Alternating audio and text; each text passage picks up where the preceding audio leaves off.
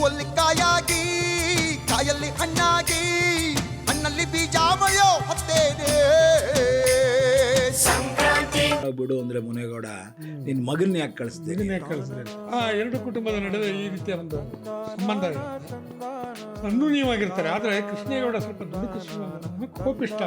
ನಾಗಾಭರಣ ಆವರಣ ನಾಗಾಭರಣ ಆವರಣ. ಈಗ ವಸ್ತುಗೆ ಬರೋಣ. ಅದ್ರಲ್ಲಿ ಎಸ್ಪೆಷಲಿ ನಾನು ಇದನ್ನೇ ಹೇಳ್ತಾ ಇದ್ದೆ, ಅಂತರ್ಜಾತಿ ವಿವಾಹ ಆಗತ್ತೆ, ಅವರಿಬ್ಬರನ್ನ ಭದ್ರೇಗೌಡನ ಹೆಂಡತಿ ಕಳಿಸ್ಕೊಟ್ಬಿಡ್ತಾರೆ. ಕುಮಾರ ಮತ್ತು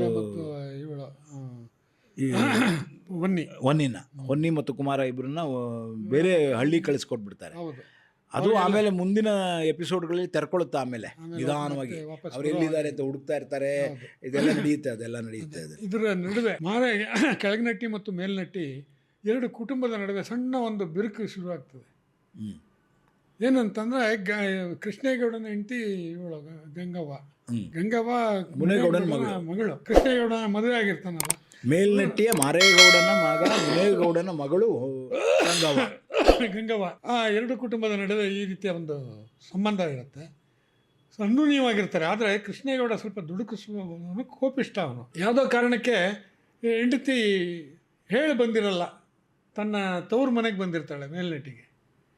ಇವನಿಗೆ ಅದೇ ಒಂದು ಕಾರಣ ಇಟ್ಕೊಂಡು ಕೃಷ್ಣೇಗೌಡ ಹೆಂಡತಿನ ಮತ್ತೆ ಮನೆಗೆ ಸೇರಿಸಲ್ಲ.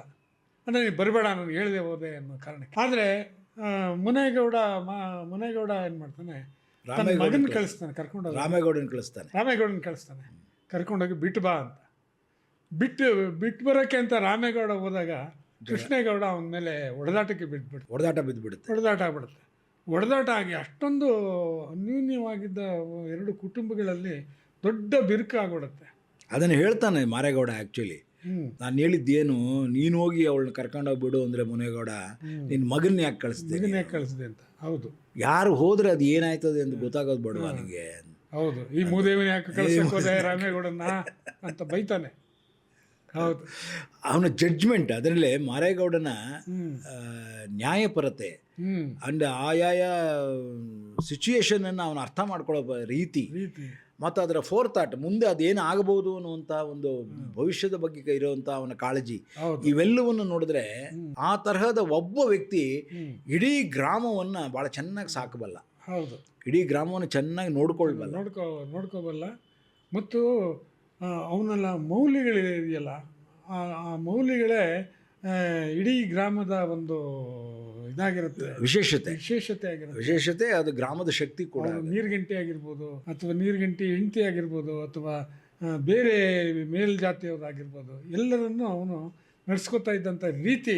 ದಾಸಪ್ಪ ವಾಸಪ್ಪ ಇವ್ರನ್ನ ನಡೆಸ್ಕೊಳ್ಳೋ ರೀತಿ, ಶಾನ್ಭೋಗರ ಬಗ್ಗೆ ಅವ್ರಿಗಿದ್ದ ಇದು.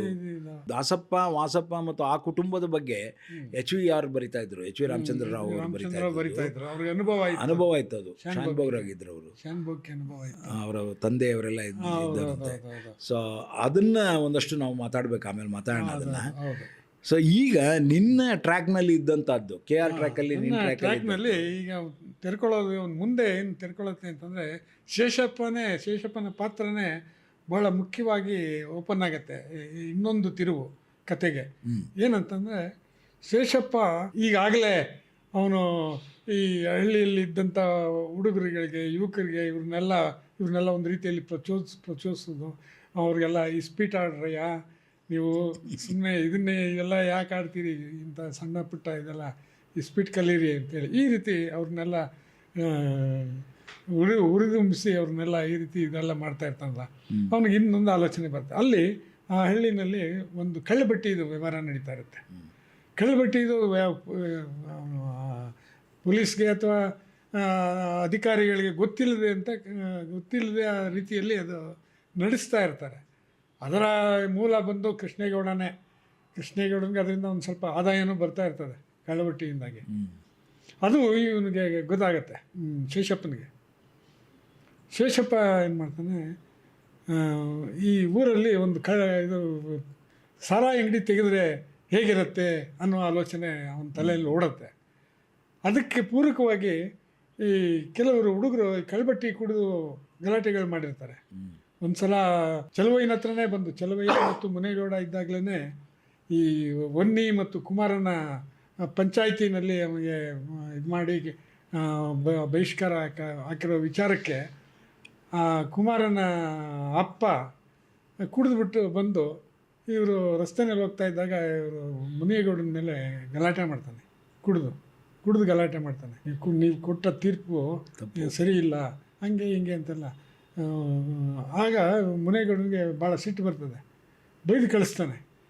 ಅದಾದ ಮಾರನೇ ದಿನ ಕುಡಿದೇ ಇರುವಾಗ ಅವರು ಬಂದು ಕ್ಷಮೆ ಕೇಳ್ತಾನೆ. ಕುಡಿದೇ ಇರುವಾಗ ಒಂದು ಯಾವುದನ್ನು ಹೇಗಿರ್ಬೇಕು ಅಂತ ಕೇಳ್ತಾರೆ. ನೀವು ಕುಡಿದೇ ಇದ್ದಾಗಲೇ ನೀವು ಮಾತಾಡಿ, ಕುಡ್ದಾಗ ಮಾತಾಡಬೇಡಿ ಅಂತ ಅಂದ್ಬಿಟ್ಟು ಅವನು ಮುನೇಗೌಡ ಬೈದು ಕಳಿಸ್ತಾನೆ. ಸೊ ಹೀಗೆ ಅವರು ಕಳ್ಬಟ್ಟಿ ಕುಡಿಯೋದೊಂದು ನಡೀತಾ ಇರುತ್ತೆ.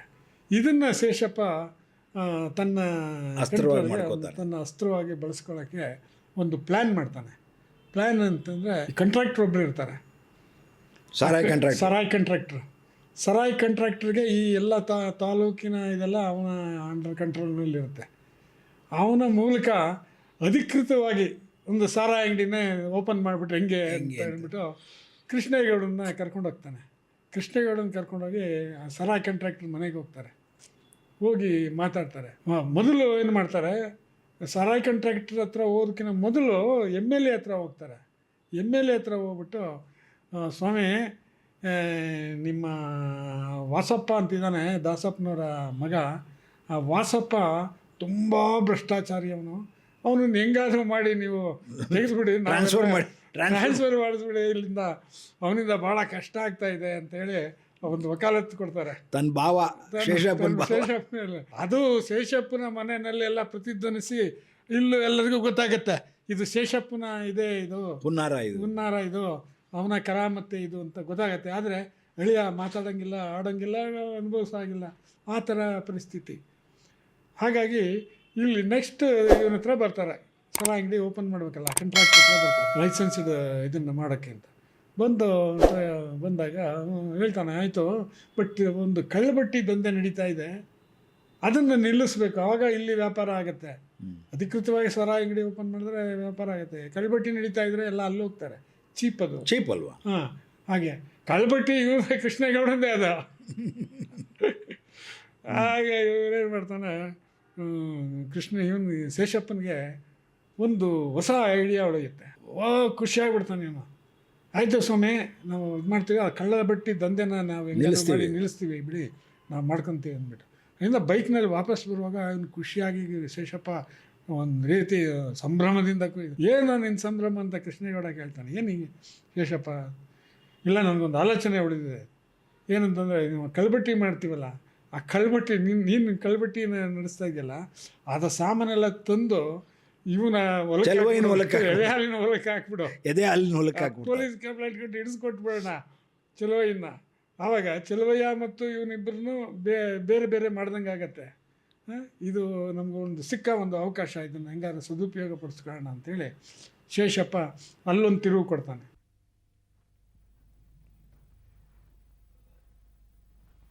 ಅಕ್ಕ ಅಕ್ಕ, ಓಹೋ, ಏನವ ಜ್ಯೋತಿ, ಯಾವಾಗ ಬಂದೆ ಬೆಂಗಳೂರಿನಿಂದ? ಚೆನ್ನಾಗಿದ್ಯಾ? ನಿನ್ನೆ ಬಂದೆ ತಾತ. ನೀವು ಚೆನ್ನಾಗಿದ್ದೀರಾ?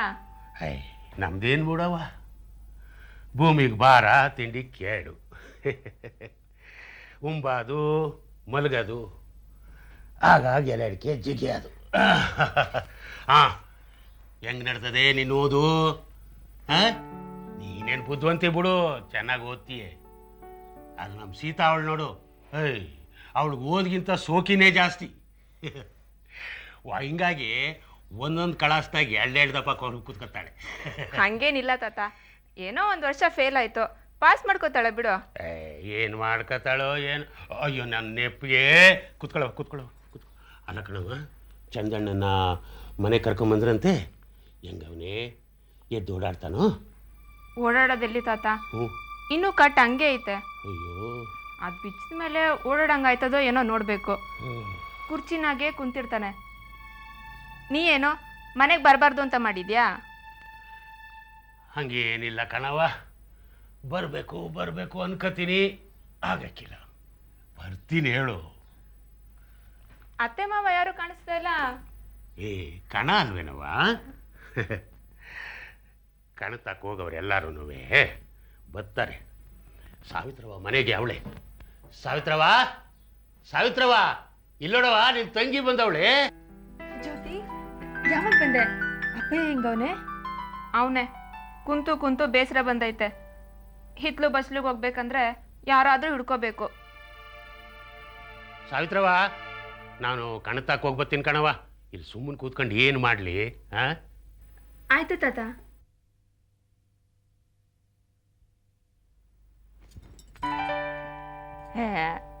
ನಮ್ ರಾಜ್ಕುಮಾರ ಹಿಂಗ ತಡಿಯೇ, ಮಲ್ಕೊಂಡವನೆ, ಆಮ್ಯಾಗಿಂದ ನೋಡುವಂತೆ.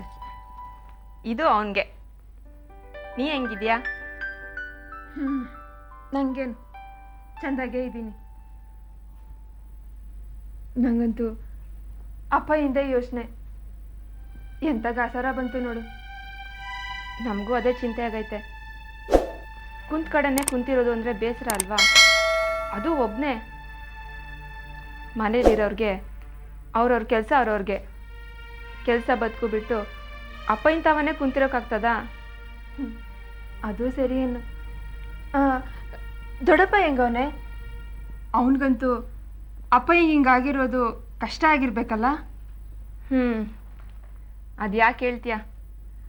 ಅಪ್ಪಯ್ಯ ಕೈಲಾಗದೆ ಕುಂತಿರೋದನ್ನ ನೋಡ್ಲಾರ. ಒಂದು ಕಡೆ ಬೇಸಾಯದ ಕೆಲಸ ಎಲ್ಲ ತಾನೇ ನೋಡ್ಕೋಬೇಕು. ನೀ ಏನೋ ಮನೆ ಕಡೆನೇ ಬಂದಿಲ್ವಂತೆ, ಒಂದಪ್ಪ ಬಂದು ನೋಡ್ಕೊಂಡು ಹೋಗ್ಬಾರ್ದಾ? ನಾ ಏನು ಮಾಡಲಿ ಜ್ಯೋತಿ, ರೆಕ್ಕೆ ಕಟ್ಕೊಂಡು ಆರೋಗವ ಅನ್ನಿಸ್ತದೆ. ಆದರೆ ನಾ ಅದಿಂದಾಗಿರೋಳಲ್ವಾ? ಬಾವಯ್ಯ ಬೇಡ ಅಂತನಾ? ಮಾವಯ್ಯ ಬೇಡ ಅಂತಾರ? ಅವ್ರು ಯಾಕೆ ಬೇಡ ಅಂತಾರೆ? ನಾನೇ ಅವ್ರನ್ನ ಕೇಳಲ್ಲ. ಯಾಕೆ ಕೇಳಲ್ಲ? ಯಾಕೆ ಅಂದರೆ ಅವ್ರ ಮನ್ಸಿಗೆ ಕಷ್ಟ ಆಯ್ತದೆ ಜ್ಯೋತಿ. ಅತ್ತೆನ ಕೇಳದೆ ಕಳ್ಸಂಗಿಲ್ಲ, ಕೇಳಿದ್ರೆ ಚುಚ್ಚು ಮಾತಾಡ್ತಾಳೆ. ನ್ಯಾಯವಾಗಿ ನೋಡಿದ್ರೆ ಅವರೇ ನಿನ್ನನ್ನು ಹೋಗ್ಬಾರವ ಅಂತ ಕಳಿಸ್ಕೊಡ್ಬೇಕು. ಎಲ್ಲ ಪರಿಸ್ಥಿತಿ ಗೊತ್ತಿದ್ದು ಈಗ ಮಾತಾಡ್ತೀಯಲ್ಲೇ. ನಮ್ಮ ಕೃಷ್ಣನಿಗೆ ಕೈ ಮುಂದು, ಗಂಗಮ್ಮನಿಗೆ ಬಾಯಿ ಮುಂದು. ಇವರಿಬ್ರು ಎಪ್ಸಿದ ರಾಡಿನಾಗೆ ನಮ್ಮ ಮೈಕೈ ಎಲ್ಲ ಮಣ್ಣಾಗೈತೆ. ಅಕ್ಕ, ದೊಡ್ಡ ಮನೆ ಬಂದು ಕೇಳಿದ್ರು ಕಳಿಸ್ಲಿಲ್ಲ ಅತ್ತಿಗೆನ. ನಮ್ಮ ಅಣ್ಣನ ಹತ್ರ ಬುದ್ಧಿ ಬೇಡವಾ? ಬಂದು ಕರ್ಕೊಂಡು ಹೋಗ್ಬೇಕಾಗಿತ್ತು. ಯಾರಾದರೂ ಒಬ್ಬರು ತಗ್ಗಿ ನಡೆದಿದ್ರೆ ಆಗ್ತಿತ್ತು. ಪರವಾಗಿಲ್ವೇ, ನನ್ನ ತಂಗಿ ಸಂಸಾರದ ಮರ್ಮ ಅರ್ಥಕತಾವಳೆ. ಇದ್ಯಾವ ವಿದ್ಯೆ ಬಿಡು. ಆದರೂ ನೀನು ಅಪ್ಪಯ್ಯನ ನೋಡೋಕ್ಕೆ ಮನೆಗೆ ಬರ್ದಿದ್ದು ಸರಿಯಲ್ಲ. ಅವ್ರು ಹೋಗ್ಬೇಡ ಅಂದರೆ ನೀನು ಹೋಗೇ ಹೋಗ್ತೀನಿ ಅಂತ ಹೇಳ್ಬೇಕಾಗಿತ್ತು. ಹಂಗೆ ಅನ್ನಕ್ಕಾಯ್ತದ? ಹಂಗೇನಾರ ಅಂದಿದ್ರೆ ನೀ ಬರಲೇಬೇಡ, ಅಲ್ಲೇ ಇರು ಅಂತಿದ್ರು. ಅನ್ಲಿ ಬಿಡು, ಅವಾಗ ನಾವು ಹಂಗೆ ಅನ್ನೋದು. ನಮ್ಮ ಮಗಳನ್ನ ನಾವು ಇಟ್ಕೋತೀವಿ, ನಿಮ್ಮ ಮಗಳನ್ನ ನೀವೇ ಇಟ್ಕೊಳ್ಳಿ ಅಂತ. ಸುಮ್ಮನೆ ಇರೇ, ಜೋರಾಗಿ ಮಾತಾಡಬೇಡ. ಇನ್ನೂ ಹುಡುಗಾಟ ಬಿಡಲಿಲ್ಲ ನೋಡು ನೀನು. ಆಗಲೇ ನಿನ್ನ ಬುದ್ಧಿವಂತೆ ಅಂತಿದ್ದೆ, ಇನ್ನೂ ತಲೆನೇ ಬಲ್ತಿಲ್ಲ. ಅದ್ಯಾಕೆ ಹಂಗಂತೀಯೇ? ಬ್ಯಾಟಲ್ಲಿರೋಳು 4 ಜನ ಕಂಡಿರೋಳು. ಬ್ಯಾಟಲ್ಲಿರೋಳಿಗೆ ಬ್ಯಾಟೆ ಸುದ್ದಿ ಯಾಕೆ ಅಂದಂಗೆ ನನ್ನ ಸುದ್ದಿ ಯಾಕಂತ ಅವಳಿಗೆ? ಏನತ್ಗೆ, ನಮ್ಮ ಅಣ್ಣನ ನೆನಪೇ ಬರಲಿಲ್ವಾ ನಿನಗೆ? ಏನು ಮಾಡೋದು ಜ್ಯೋತಿ, ದಿನ ಒಂದೇ ಧ್ಯಾನ. ಉಣ್ಣಾಕ್ ಮನ್ಸಿಲ್ಲ, ಉಡಾಕ್ ಮನ್ಸಿಲ್ಲ, ಕುಂದ್ರಾಕ್ ಮನ್ಸಿಲ್ಲ, ನಿಲ್ಲಾಕ್ ಮನ್ಸಿಲ್ಲ. ನಂಗೆ ಏನು ಮಾಡೋದು ಏನು ಗೊತ್ತಾಗ್ತಾ ಇಲ್ಲ. ಅಯ್ಯೋ ಅತ್ತಿಗೆ, ನಿಜನಾ? ಹಂಗಾರೆ ಏಯ್ ಹೋಗೋಗ, ಏನು ರಾಜ್ಕುಮಾರ ನಿಮ್ಮಣ್ಣ? ಅವನಿಗೆ ಬಾಯಿ ಬಿಟ್ಕೊಂಡು ಕೂತಿದ್ದೀನಿ ನೋಡು. ಏನು ಅವನು ಒಬ್ಬನಿಗೆ ಇರೋದು? ಗರ್ಜುಗ ಇರತ್ತೋ?